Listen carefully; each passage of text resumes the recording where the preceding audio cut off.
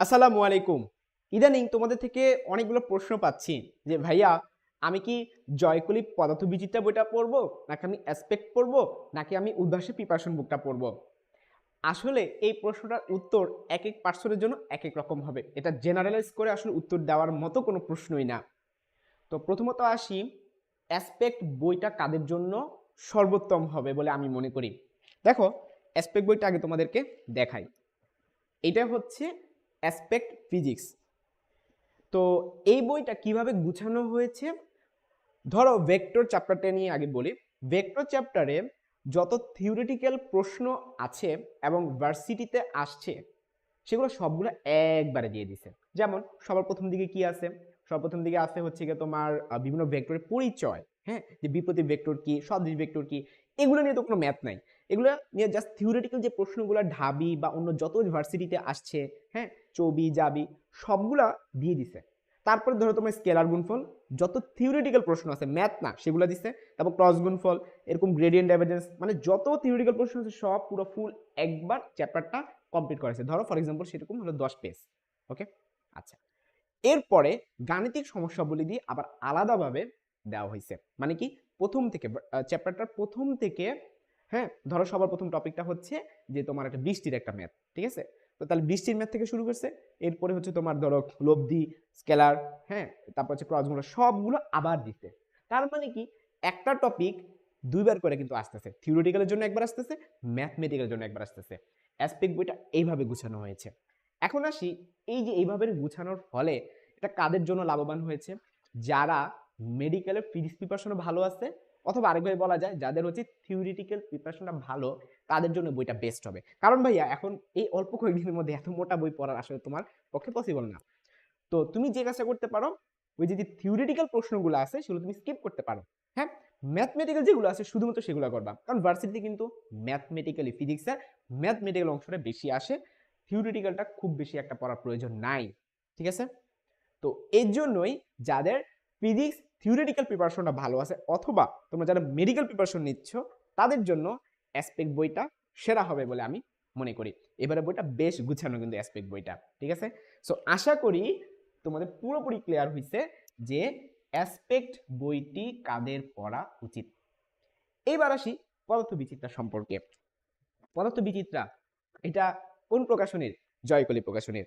তো পথবিচিত্রা বইটাতে আসলে অ্যাসপেক্টের মতো করে গুছানো হয় নাই।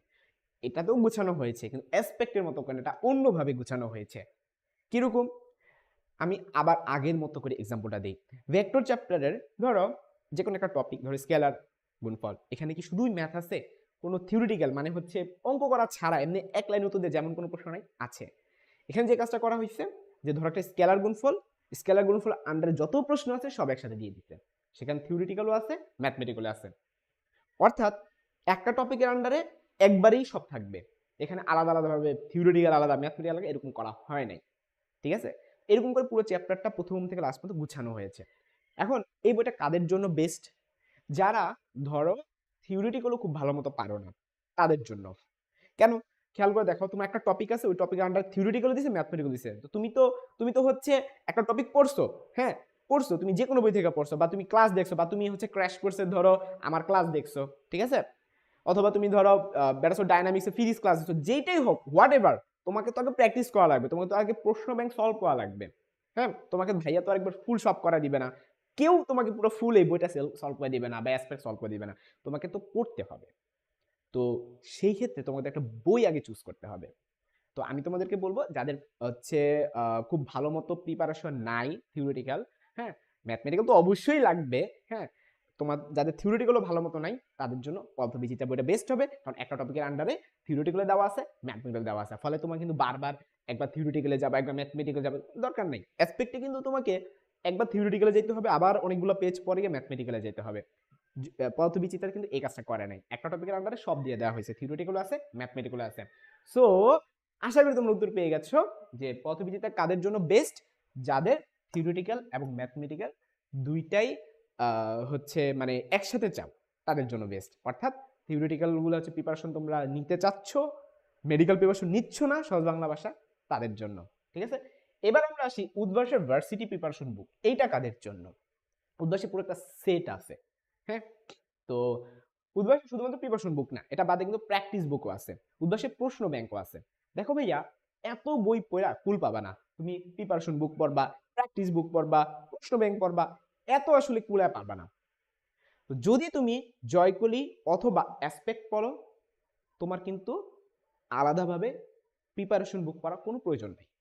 আই রিপিট, তুমি যদি এই দুইটার কোনো একটা পড়ো, তাহলে কিন্তু তোমার এইটার আসলে প্রয়োজন পড়তেছে না, প্রিপারেশন বুকের কোনো প্রয়োজন পড়তেছে না। কেন? কারণ এগুলোতে সবকিছু গুছানো আছে। ওকে, তাই ভিত্তিকভাবে এখানে যা আছে এখানেও তা আছে। তবে প্র্যাকটিসের জন্য কিন্তু প্রিপারেশন বুক প্রযোজ্য নয়। প্রিপারেশন বুকটা হচ্ছে তোমার হচ্ছে একটা টাইপ ওয়াইজ ধরে ধরে পড়ার জন্য আর কি, ঠিক আছে? তো আমি তোমাদেরকে বলবো প্রিপারেশন বুকে আসলে একটু প্রবলেমস একটু কম দেওয়া, বইটা যেহেতু চিকন এখানে কম দেওয়া। এখানে হচ্ছে যাদের প্রিপারেশন একবারেই খারাপ তাদের জন্য উদ্ভাসী প্রিপারেশন বুকটা বেস্ট বলে আমি মনে করি। কারণ এখানে যে এক্সাম্পলগুলো দিয়েছে সবগুলা মানে হচ্ছে গিয়ে তোমার মোটামুটি সবাই বুঝবে এমন টাইপের, বুঝতে পারছো? মোটামুটি সবাই বুঝবে এমন টাইপের। আর আর হচ্ছে প্রথম দিকে ওনারা যে থিওরিগুলো দিছে খুব সুন্দরভাবে গুছায় দিছে। সো প্রিপারেশন বুকটা হচ্ছে তাদের জন্য যারা থিওরিটাই ভালো মতো বুঝো না, হ্যাঁ একটু গুছানো আকারে থিওরি চাও, মানে ম্যাথমেটিক্যাল থিওরি আর কি, একটা ম্যাথ করতে যাবা তার আগে মানে কি কি পড়া উচিত সেগুলোর জন্য কিন্তু প্রিপারেশন বুকটা খুব ভালো কাজে লাগবে, ঠিক আছে? সো এই দুইটা পড়লে আমার মতে প্রিপারেশন বুকটা সব পড়ার কোনো প্রয়োজন নাই। এখন ভাইয়া আমার কাছে উদ্ভাসী পুরো ফুল একটা সেট আছে, আমার কি আসলে প্রতিবিচিত্র অ্যাসপেক্ট কেনার কোনো প্রয়োজন আছে? আমি উত্তরে বলবো হ্যাঁ, এই দুইটার মধ্যে যে কোনো একটা কিনে ফেলো ভাইয়া, কাজে লাগবে। হোক তোমার কাছে উদ্ভাসের সব বই থাকুক, তারপরও এই দুইটার যে কোনো একটা তুমি পড়ো, কাজে লাগবে, ঠিক আছে?